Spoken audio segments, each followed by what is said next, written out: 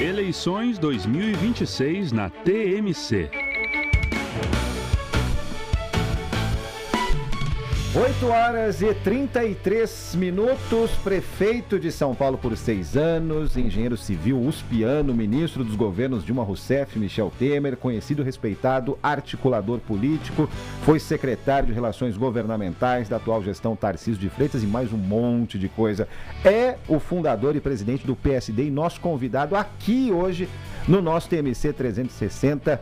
Presidente Gilberto Kassab, como vai? Tudo bem? Seja bem-vindo. Obrigado, Felipe. A alegria é muito grande estar aqui com você, com a Joana, conversando com quem nos acompanha, para falar um pouco de tudo, não é? Um pouco de tudo, exatamente. Vamos tentar. Presidente, obrigada pela presença aqui. Bom, vamos começar com notícia quente. O presidente é um dos maiores articuladores políticos do país, já viu de tudo, atravessou crises de todos os tipos.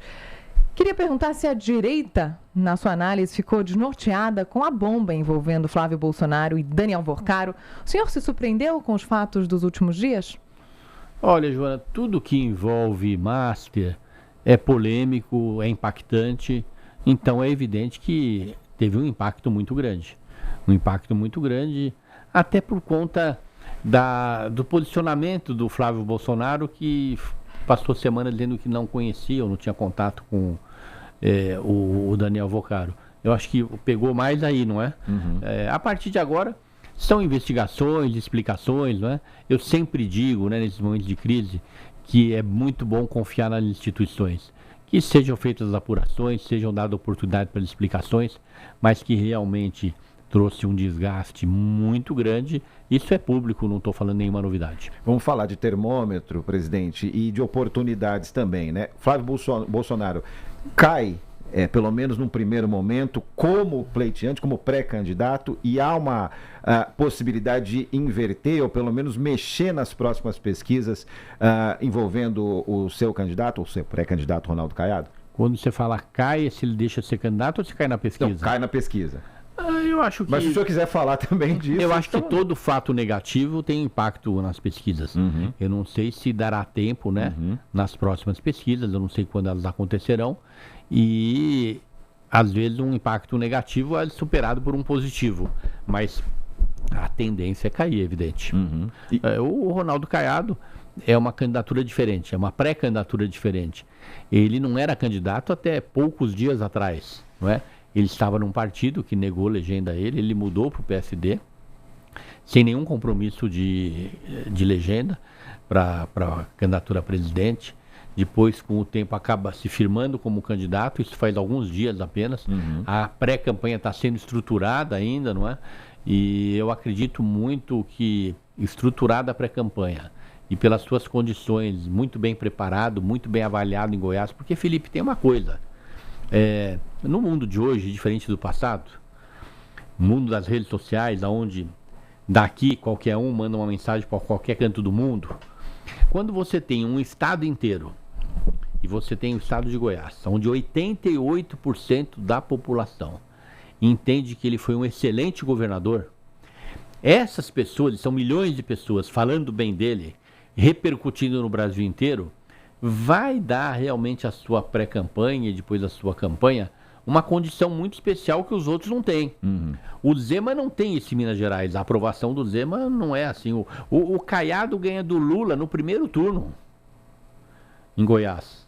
Entre os eleitores de Goiás. Não, em Goiás. Uhum, claro. Em Goiás. Uhum. Então, o Zema não tem isso, o Flávio Bolsonaro não tem isso. Então, eu acredito, e os demais candidatos muito menos. Isso vai fazer a diferença quando firmar o Caiado como pré-candidato, né? Quando as pessoas souberem, porque hoje ninguém nem sabe que ele é pré-candidato. As coisas estão começando.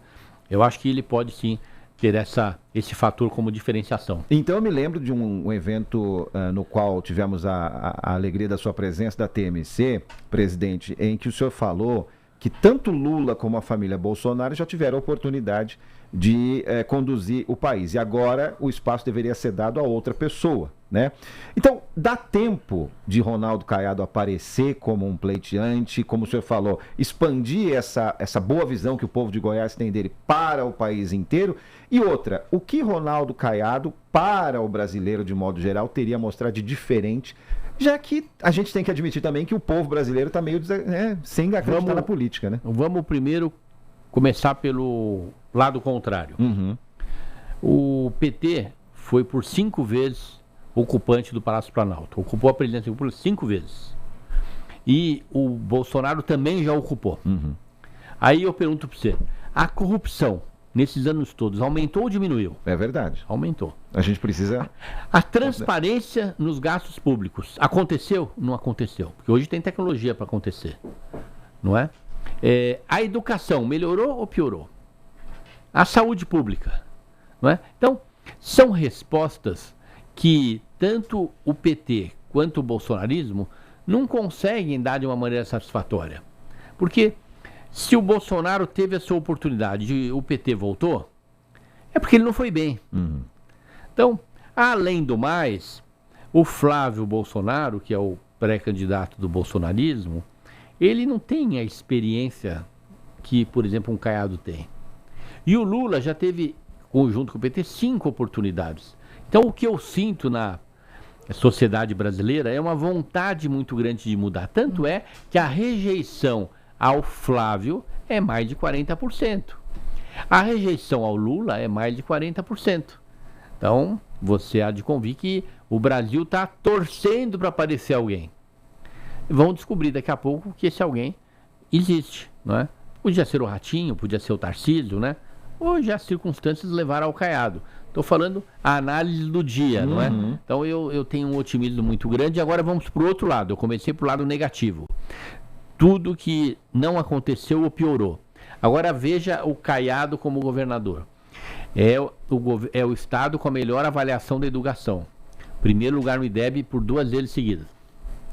É o estado com mais segurança. Eu não tenho ido para Goiás, mas todos dizem que lá você anda com o carro com janela aberta, não precisa de carro blindado, as pessoas não estão fazendo seguro mais nos seus carros, não tem roubo de celular. Então veja só, segurança, educação, ele é médico, tem então uma vocação pro social muito grande, muita experiência. Do ponto de vista pessoal não tem nenhuma denúncia em relação a ele e 40 anos de vida pública. Tudo leva a crer que ele realmente será um candidato bastante viável.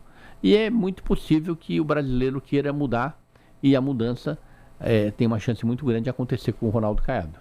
Presidente, eu quero falar ainda sobre a candidatura, pré-candidatura de Ronaldo Caiado, sobre esse fla-flu eleitoral, 2 grandes pré-candidatos com 2 rejeições, taxas de rejeição muito alta. Mas voltando à questão da corrupção que o senhor abordou no início da sua resposta, o senhor disse que nos últimos anos não houve a percepção de que a corrupção diminuiu. Eu queria entender, o senhor que transita, aliás, também por Brasília, como é que é a sua análise, a sua percepção sobre esse tipo de situação, sobre a corrupção e o que o Ronaldo Caiado poderia trazer de diferente em relação a isso? Olha, é tudo comparativo, não é? O governo do PT e o governo dos Bolsonaros não combateram a corrupção ou não tiveram sucesso no combate à corrupção. Ela aumentou no Brasil. O Ronaldo Caiado, ele, em primeiro lugar, do ponto de vista pessoal, ele não tem nenhuma denúncia, nada que macule a sua imagem. Isso é muito importante, não é? Então, todas essas premissas sendo atendidas, uma pessoa íntegra, bom gestor, política de segurança que nenhum outro estado teve, dão ao Ronaldo Caiado a credibilidade de falar: eu vou enfrentar a corrupção, e vão dar a ele a condição de ser acreditado pela população, pelo eleitor. Essa manifestação dele de combate à corrupção não pode ser feita com a mesma intensidade pelo Flávio Bolsonaro ou pelo PT do presidente Lula. Por quê? Porque eles já tiveram a oportunidade e não aconteceu o combate. Ou se aconteceu, não foi bem sucedido. Presidente, falando em corrupção, a gente está testemunhando nesta sexta-feira uma operação da Polícia Federal contra o ex-governador Cláudio Castro do Rio de Janeiro. Fazendo uma conta rápida, nos últimos 30 anos foram 7 governadores do Rio de Janeiro, no mínimo, investigados pela Polícia Federal. Obviamente, o PSD, a gente está falando do cenário nacional, mas o Rio de Janeiro é um estado importantíssimo. O Rio de Janeiro é um fenômeno à parte na política brasileira, nesse aspecto específico da corrupção. Qual que é a leitura que o senhor tem e o PSD tem a respeito?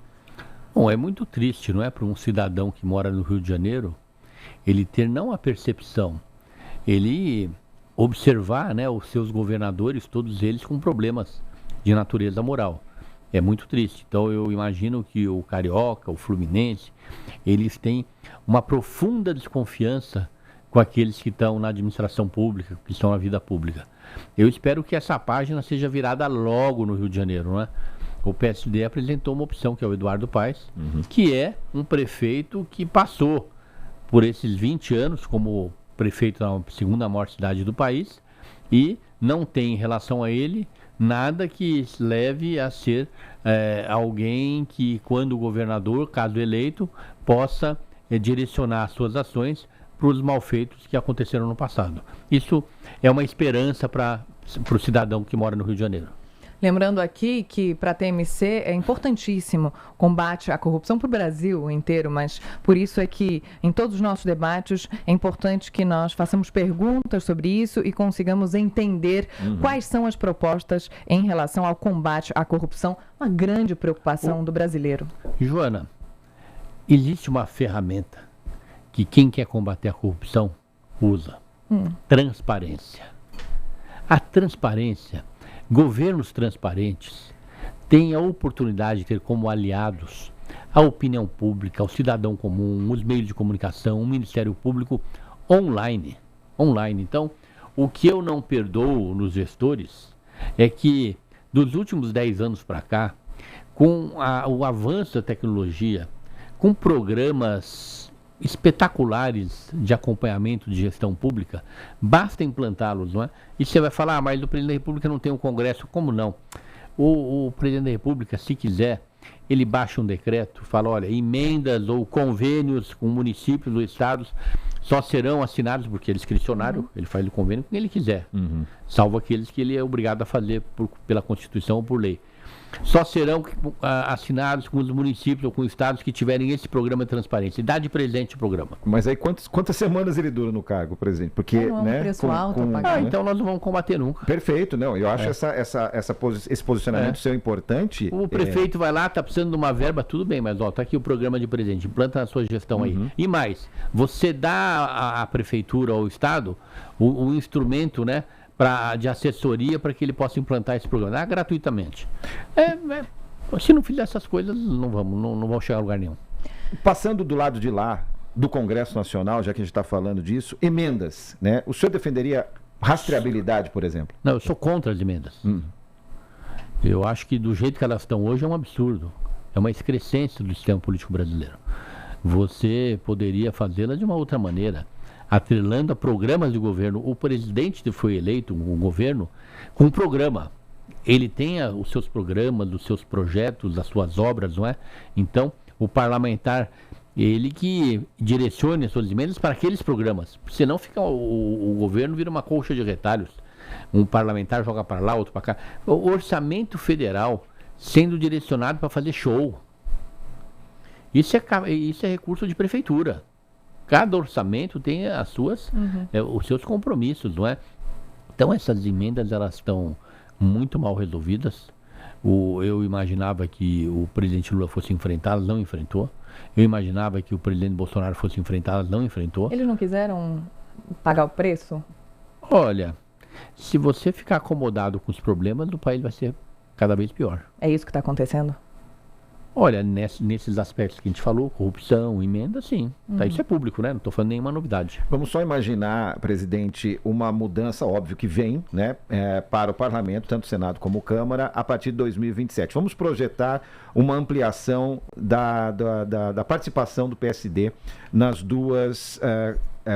dois parlamentos. Independentemente da eleição do pré-candidato Ronaldo Caiado à presidência da República, a bancada do PSD, enfim, com as alianças que forem possíveis a partir de 2027, vai brigar por essa questão da emenda, se existir, né, ser mais transparente? Olha, o PSD nunca fechou questão em relação a nenhum tema. Eu sou presidente nacional do partido e estou me posicionando aqui publicamente, não é? Tenho feito isso sempre, dentro do Congresso, junto à minha bancada. Mas, se você não tiver a mão forte do Executivo, essas mudanças não acontecerão. Queria falar sobre Tarcísio. O senhor disse essa semana que Tarcísio é um nome mais forte que Ronaldo Caiado. O Caiado não fica incomodado com esse tipo de avaliação? Não fica uma sensação de que o senhor talvez não tenha a candidatura ideal? Não. O que eu disse, né, e volto a dizer aqui, é que lá atrás, e as pesquisas mostravam isso, a candidatura do Tarcísio era mais competitiva que as outras candidaturas. E me perguntaram em relação aos atuais pré-candidatos. Eu falei que sim, lá atrás. Isso não pode ser aplicado ao dia de hoje, porque ele não é candidato. Hoje, a mais competitiva, ao meu ver, é a do Caiado, hoje. Talvez até eu não falasse isso 3 dias atrás. Hoje eu falo, a perspectiva de crescimento, um pré-candidato que não tem problemas, o governador mais bem avaliado do Brasil, experiente em contraponto com os outros que não têm experiência, levam eu a entender que ele é um candidato, um pré-candidato, será candidato com grande chance de convencer a população brasileira de que é a melhor opção. Então, o senhor ficou animado com essa estremecida que aconteceu na direita? Eu não fiquei animado, não. Acho que falar isso é uma palavra muito grave, né? Fica muito parecendo forte. Aquele abutre, né? Que gosta da carniça. Não. Eu trabalho com fatos. Hoje, você me perguntou, a situação é desgastada. Falar que eu fico contente com essas... Lógico que não. Eu sou da vida pública e a cada mal-estar desses, a cada denúncia, todos são atingidos e, mais do que isso, a população brasileira passa a questionar a própria República. Não é? Então, animado é uma palavra muito forte, acho que inadequada. Mas as circunstâncias hoje dão ao Caiado uma posição que os outros pré-candidatos não têm. Ele nunca foi governo, portanto, ele pode falar que vai fazer, porque ele ainda não teve oportunidade. Os outros já tiveram oportunidade e não fizeram. Falando de situação de hoje, né, meio de maio de 2026, é uma pergunta para o Gilberto Kassab, experiente político, excelente leitor da situação política do país. Hoje, né, hoje nós temos, como o senhor colocou, uma grande rejeição contra Lula, contra Flávio Bolsonaro e uma polarização que as pesquisas mostram, os dois estão na frente, a situação é essa posicionada, né? Existe, independentemente de Ronaldo Caiado, existe a chance de surgir do nada, como foi o próprio Bolsonaro, de certa forma, um outsider nessa corrida eleitoral, nessas próximas semanas, nesses próximos meses, ou isso já acabou? Não, não acabou. Tem prazos, né? Os partidos têm até julho para lançar seus candidatos. Falar que acabou é menosprezar a própria Constituição, que dá àqueles que estejam filiados a oportunidade de contar com os seus partidos para serem lançados. Não, eu acho que sempre há sim essa oportunidade. Hoje eu acho que a exceção do Ronaldo Caiado, os outros candidatos ou não têm experiência ou já tiveram oportunidade, o que me leva a estar extremamente motivado e animado, entusiasmado com essa pré-campanha do Ronaldo Caiado. Mas sempre pode surgir, não estou dizendo que se surgir alguém vai surgir bombasticamente para ganhar a eleição, mas pode surgir, pode. Quando nós estávamos falando agora há pouco sobre essa questão do que aconteceu nos últimos fatos de Flávio Bolsonaro, de Daniel Vorcaro, como é que isso pega para a população, o senhor tocou na questão da credibilidade, né, das instituições, como isso fica ruim para a população, as pessoas começam a questionar as instituições. E isso tem acontecido desde que o escândalo do Banco Master ele surgiu. As pessoas estão desconfiadas, querem saber de fato o que aconteceu e a cada novo passo, a população questiona, a população olha mais de perto. Quando, por exemplo, o senhor, que conhece Brasília como poucos, vê o Supremo Tribunal Federal entrando num tema como a lei da dosimetria, que aconteceu agora, né? O senhor enxerga uma atuação institucional que é necessária ou esse tipo de atuação pode aprofundar ainda mais a tensão entre os poderes? Olha, o descrédito da opinião pública não é só em relação ao Master. Tantas denúncias diariamente, não é? No campo da saúde, da educação, desvios, licitações mal conduzidas, emendas impositivas e voluntárias sendo acusadas aí de tramitação inadequada, com desvio de recursos, não é? Então, acho que a má imagem do gestor público é atribuída a uma série de fatores, não só ao Master. O Master é esse último, e aliás, com muita intensidade. Em relação ao judiciário, eu acho que essa invasão de competências, seja do legislativo em relação ao judiciário, do judiciário em relação ao legislativo, é fruto de governo fraco.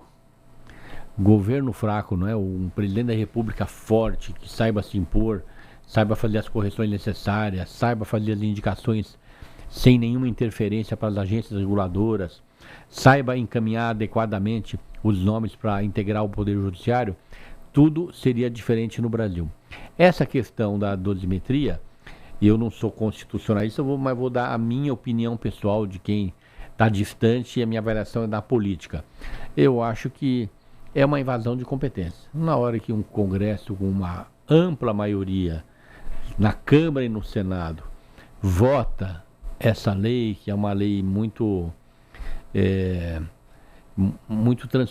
transformadora da realidade do escândalo do Bolsonaro, da interferência das eleições, não é? Mudando as penalidades, reduzindo na maior parte dos casos das penalidades, da maior parte das pessoas. Eu acho que o Congresso aprovou, o Supremo deveria acatar, sinceramente. Acho que é um erro se houver essa mudança, essa interferência. Presidente... Ainda não é um fato resolvido. Não estou criticando porque o Supremo ainda não se manifestou. Né? Caso ele se manifeste de uma maneira diferente daquela que o Congresso se manifestou, eu acho, e a minha avaliação é mais política que jurídica, mas a política é importante também, que será um erro do Judiciário. Presidente Gilberto Kassab, há uma leitura que inclusive foi explorada nas redes sociais quando estourou a Operação Compliance Zero, de que governo federal e STF, né, Poder Judiciário, mas STF em particular, seriam farinha do mesmo saco, estariam atuando em conjunto. É uma visão, obviamente, superficial e foi explorada nas redes sociais. O senhor entende dessa forma? O senhor que é um democrata, que sempre tem oportunidade, fala que é um defensor da democracia, da separação dos três poderes. Isso, de alguma forma, está contaminado no Brasil de hoje? Precisa haver separação, Felipe, mas precisa haver harmonia. Então, a separação é relativa, não é? Então, tem operações que precisa haver harmonia mesmo, precisa haver sintonia. A Polícia Federal é um órgão do Executivo, o Supremo é do Judiciário. Então, o que eu acho que, a maior parte dos casos, não vejo nenhum problema não. Estou vendo harmonia mesmo nas ações que tem como objetivo combater a corrupção. E aí eu aproveito e faço uma pergunta, Joana, emendando nessa onda, né, de pré-candidatos ao Senado e, obviamente, eleitores também, que se colocam favoráveis a bandeiras que defendam assim: vou para o Senado porque é o caminho mais fácil para derrubar, para ter impeachment de ministro do STF. Isso me parece uma violência, essa harmonia e essa separação dos três poderes. E, mais uma vez, eu digo, né, o cenário está contaminado. Dá para botar um freio nisso aí, presidente? Olha, cabe ao Senado fiscalizar o Supremo, cabe ao Senado eleger os indicados pelo presidente da República, não é? Acho que o candidato a senador, se ele tiver o discurso, estou indo lá para fazer impeachment, eu acho que é inadequado. Se ele falar, olha, eu vou lá e vou admitir que possa haver impeachment, aí está correto. Da lei. É da lei. Eu acho que é uma prerrogativa dele. Quando você elege um senador, você sabe que ele tem esse poder. E é importante para o país. Não é possível que um órgão como o Supremo não tenha um poder para fiscalizá-lo. Presidente, como está a definição pelo vice ou a vice de Ronaldo Caiado? Nós temos a facilidade, né, de ser uma candidatura interna do partido. Porque no passado, Joana, você precisava fazer alianças. Porque o tempo de televisão era fundamental. Os palanques regionais eram muito importantes, porque você tinha, a campanha era analógica, tinha papel, né? Distribuir cédula, santinho, então precisava ter máquina nos estados. Hoje, você faz a campanha aqui. Daqui de São Paulo você fala com o Acre, com o Amapá, com o Rio Grande do Sul, não é? O candidato a presidente da República, então não é tão importante assim os palanques regionais ter o candidato a governador no estado, apesar que o Caiado tem. Muitos candidatos a governador já que estarão no palanque dele. E o tempo de televisão, que também era importante fazer as alianças, hoje ele tem uma relevância muito menor, não é? Ele é 70%, 80% menos importante. Isso por que eu estou dizendo? Porque o PSD muito possivelmente não terá aliança com nenhum outro partido, então como a decisão será interna, nós não temos pressa. Nós vamos no mês de julho avaliar qual é o melhor perfil para o Caiado ganhar a eleição. Uma mulher do Nordeste, do Sul, do Sudeste, uma pessoa mais experiente ou um jovem, não é? E com essa avaliação, nós vamos escolher o nome. Tem uma certa nostalgia, né, ao se referir à política do passado, porque o senhor é conhecido também por ser uma pessoa que aperta as mãos das pessoas, olha nos olhos das pessoas. E hoje a gente tem, como o senhor falou, uma política de redes sociais, né, que não há contato físico. A política mudou, pessoas como o senhor, que já tem experiência, foram obrigados a entrar nessa também? Ou dá para conciliar as duas coisas, dá para conversar ainda nos corredores, dá para sorrir, apertar a mão, bater no ombro e tudo mais? Não, dá para conciliar sim. Vou citar o meu caso, você citou, eu fui... No parlamento eu fui quase tudo, eu fui vereador na maior cidade do país, São Paulo, fui deputado estadual, fui 2 vezes federal, a última vez até com uma votação grande, quase 240 mil votos, que me levou até ser vice-prefeito do Serra, para depois ser prefeito por 2 vezes. É evidente que era um momento diferente, mas campanha é sempre igual, não é? As redes sociais é um instrumento adicional. Eu acho que hoje o candidato ele precisa saber operar muito bem as redes sociais, ele precisa estar disponível para os meios de comunicação, como eu estou aqui junto com vocês hoje, não é? Porque a repercussão das manifestações, das entrevistas é muito grande. Você não pode perder essas oportunidades, mas precisa sim fazer ainda aquela lição de casa, não é? Do aperto de mão, do cafezinho, do pastel da feira, né? O pastel da feira é muito mais da fotografia, é um marketing, né? Mas a visita à feira é muito importante, né? Você conversar, você sentir o pulso, você ver se é bem recebido, se você é mal recebido, a expressão das pessoas. Tudo isso continua. E aquele que souber se conduzir de uma maneira mais eficiente, seja no tradicional, seja no moderno, na comunicação, é evidente que o resultado será melhor. Eu acho curioso e interessantíssimo ouvir o senhor falar sobre isso, porque o poder de articulação do senhor é sua principal característica, marca, né, na história da política desse país e, de fato, as redes sociais são importantíssimas. É muito legal esse reconhecimento do equilíbrio. Uma coisa que falta aqui, ultimamente, é equilíbrio. Nesse sentido, eu queria só retomar o assunto do Supremo Tribunal Federal, porque nós temos falado muito disso no nosso noticiário, nós temos visto nas pesquisas de opinião pública, é uma preocupação, é uma angústia da população brasileira. Nas últimas movimentações, o Executivo e o Supremo Tribunal Federal têm sido visto como uma coisa só, na sua análise? Bom, antes, só para concluir, né, você falou que o meu poder de articulação, todos que estão na vida pública gostam de articulação, porque articulação é conversa, e quem não gosta de conversar? Mas eu também gosto do poder executivo, né? Eu fui prefeito de São Paulo, fui secretário de planejamento da cidade de São Paulo, fui 3 vezes ministro de 3 pastas, cidades, ciência, tecnologia e comunicações. Então, a articulação, ela é a conversa, ela é o entendimento, mas a ação é o executivo. E eu, felizmente, gosto dos dois, me dei bem nos dois, mas para não fugir à sua pergunta, vamos falar um pouco do judiciário, né, da sua composição. Depende do presidente da República. O presidente da República, ele tem autoridade moral porque ele é o único dos 3 poderes que passou por uma eleição nacional e tem a procuração dos eleitores do Brasil inteiro para agir. O presidente da República, ele foi votado por mais de 50% dos brasileiros no segundo turno, que falam: o senhor tem a nossa confiança. O senhor ou a senhora vai indicar os ministros do Supremo. O senhor ou a senhora vai indicar os membros das agências reguladoras. E ele, se tiver autoridade moral, ele vai chegar ao Senado e vai falar: olha, eu quero que aprove que eu tenha essa delegação, a não ser que vocês questionem aqui a moral da pessoa. Ou a falta de competência. Em relação ao judiciário, é a mesma coisa.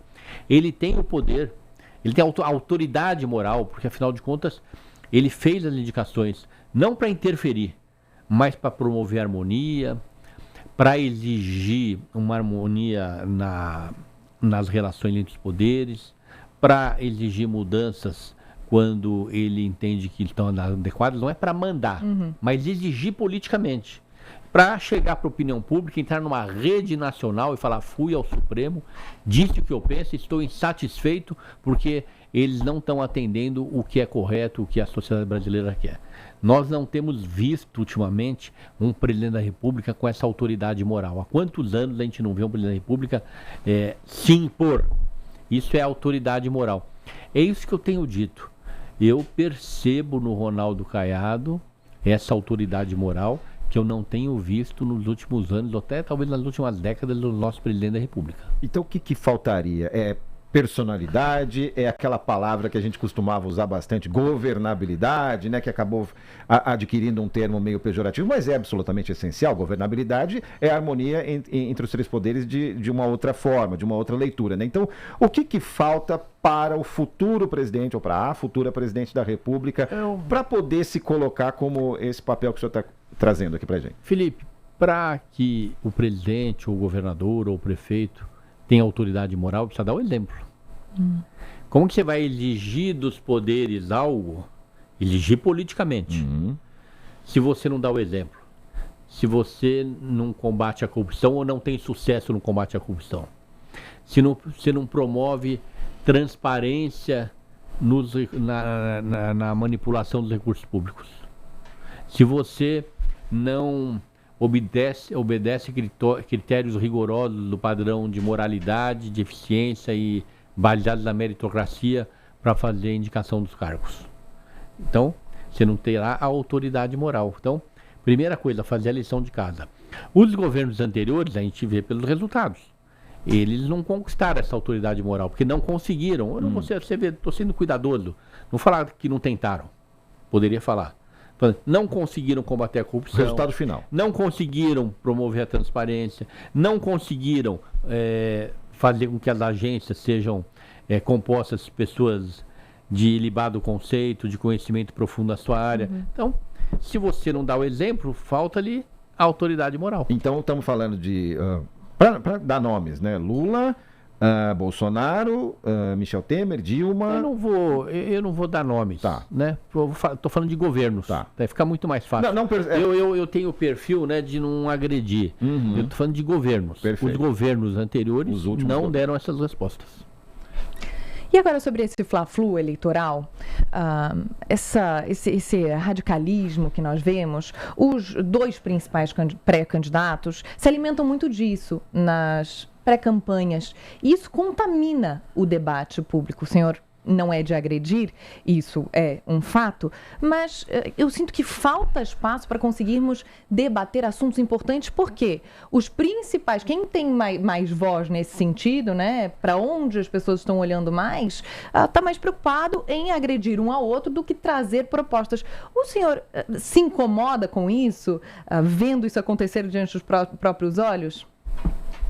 Olha, Joana, esse fla-flu, ele é provocado, ele é intencional, não é? O PT quer ter no bolsonarismo seu adversário, o bolsonarismo quer ter no PT seu adversário. E ambos trabalham para sufocar qualquer alternativa. Porque a polarização é boa para eles. Seja para quem ganhar, seja para quem perder. Porque na hora que você tem só duas candidaturas, o que perder fica 4 anos sozinho na oposição, porque só ele foi oposição. Então, essa é a contribuição que o PSD está dando nessa eleição. Nós conseguimos furar essa bolha, e não é um partido qualquer. Uma coisa é um partido nanico lançar candidato, mas ninguém leva a sério, e depois da eleição, uma semana depois, ninguém nem lembra que era o candidato. Então, o PSD conseguiu furar essa bolha, enfrentamos as pressões legítimas, políticas, lançamos um pré-candidato que é o Ronaldo Caiado, vamos eleger uma boa bancada de deputados federais, estaduais de todos os estados, uma bancada de vereadores, um número expressivo de governadores, que nos permitirá Ronaldo Caiado ganhar as eleições e ter uma base, uma retaguarda política bastante expressiva.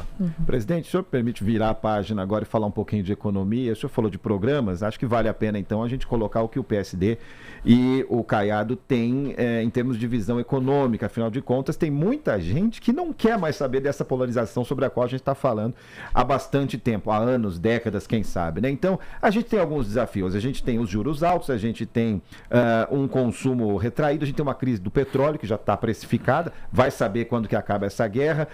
O tarifaço dos Estados Unidos, uma questão não resolvida ainda. A União Europeia e Mercosul, uma negociação que durou décadas e agora parece que vai sair. A questão da soberania em cima das terras raras. Faz um resumo aí do que o PSD está pensando para o país a partir de 27 na economia. Olha, tanto o PSD quanto o Caiado tem uma visão muito clara de redução do peso do Estado.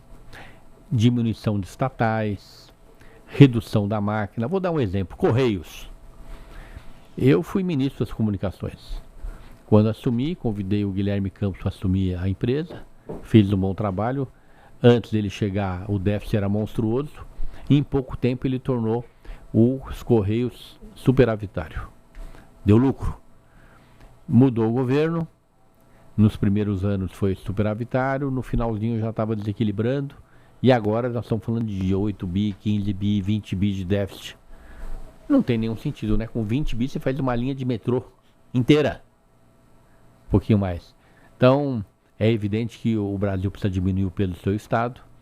Nós temos, e o Ricardo pensa isso, que priorizar as ações de segurança. Segurança e corrupção são os grandes problemas que o eleitor brasileiro vê hoje no governo federal. Ele quer ter um presidente da República que dê respostas na questão do combate à corrupção e na melhoria de condições de segurança. As pessoas não aguentam mais não sair de casa, medo de perder o seu celular. Mais do que o celular, a sua vida. A pessoa para roubar, o bandido para roubar o seu celular, rouba a sua vida. Então, nós temos que ter um governo que tenha esse compromisso. Eu não vejo as mesmas condições, seja no PT, seja no bolsonarismo, porque eles já tiveram oportunidade e não combateram. Essa é a visão do Ricardo. Isso é economia. Você fazer política de segurança. Isso traz mais segurança para o investidor. Afinal de contas, o capital é globalizado. Ele está lá no exterior, ele não vem para um país que não tem segurança. Ele não vem para um país onde tem corrupção. Isso aí não é uma bandeira política, isso aí é um programa de economia. Mais investimentos na saúde. O SUS é um modelo de saúde pública inigualável, não existe em nenhum lugar do mundo. Falta o financiamento adequado. Vejo aqui em São Paulo, né, que em São Paulo, no momento em que a gente aumentou, o governo do Tarcísio aumentou a tabela SUS, criando a tabela SUS paulista, complementando o que paga o governo federal, como melhorou o atendimento, como melhorou o número de atendimentos. Então, a saúde é fundamental. Educação nem se fala, porque o Caiado tem a melhor avaliação em Goiás do Brasil, é o melhor IDEB. Então, tudo isso aí tem repercussão na economia, não é? Bons ministros, boa equipe, ele sabe compor boas equipes. Combate à corrupção, mais transparência, diminuição do Estado, vendas estatais, não é? Tudo isso aí é um programa econômico simples assim. Com isso, a inflação fica sob controle, com isso os juros baixam, não é? E a relação com outros temas que você falou tem a ver com economia. Terras raras. Ronaldo Caiado foi o primeiro governador que fez convênio com 2 países, Japão e Estados Unidos, para que o que fosse apurado aqui no Brasil fosse aqui mesmo beneficiado. Que onde houvesse transferência de tecnologia para que a gente pudesse fazer diferente com o que acontece com o nosso ferro, com o nosso minério há séculos, não é? O ferro vai embora e depois a gente paga, quando ele volta, beneficiado 3 vezes mais, que é um absurdo. Nós não conseguimos nos preparar para fazer aqui o beneficiamento. Então, ele tem uma cabeça muito arejada, muito avançada em relação a essas questões, o que vai fazer a diferença em relação ao seu governo. Presidente, última pergunta aqui, pelo menos da minha parte, a gente está se aproximando do final da entrevista. Sobre Tarcísio, já que o senhor falou, agora citou na sua resposta o governo de Tarcísio. Tarcísio ganha a eleição em São Paulo? Acho que sim, até porque merece, né? Faz um bom governo, né? Com boas respostas no campo da saúde, falei agora há pouco, tabela SUS paulista, com obras importantes. Na infraestrutura, retomando e finalizando Rodoanel, linhas de metrô, várias estradas aí no interior afora. É o maior programa de habitação aí da história, com um volume muito grande de entregas. Então, e na segurança? A segurança, ele avançou bastante em muitos índices, não é? Nem todos, mas se você olhar na média, melhorou. E, Bra, da minha parte, uma última pergunta, presidente, para o Gilberto Kassab, cidadão paulistano. O senhor sai em janeiro de 2013, 13 anos depois. A cidade está melhor, pior ou continua a mesma coisa? São Paulo é uma cidade maravilhosa, não é? São Paulo é uma cidade dinâmica, uma cidade que, apesar das suas riquezas, tem seus contrastes, não é? Eu acredito que cada vez esses contrastes são menores, a pobreza está diminuindo, os investimentos públicos acontecem, o orçamento do município de São Paulo hoje ele é bastante expressivo, permitindo investimentos importantes. Eu acredito que a cidade continua melhorando, felizmente. Presidente, espaço para as suas considerações finais? Agradecer a vocês pela oportunidade de estar aqui conversando com vocês dois, você Felipe, você Joana, com aqueles que nos acompanham, cumprimentar a TMC pelo que faz, não é? Pela dimensão que adquiriu hoje na comunicação brasileira, por sua repercussão. Isso mostra que aqui tem equipe, aqui tem comando, aqui tem empreendedores, e isso é muito bom não apenas para a comunicação brasileira, não apenas para a democracia brasileira, mas para o nosso país. Venha mais vezes, hein, presidente? Obrigado. Obrigada. Um abraço, obrigado.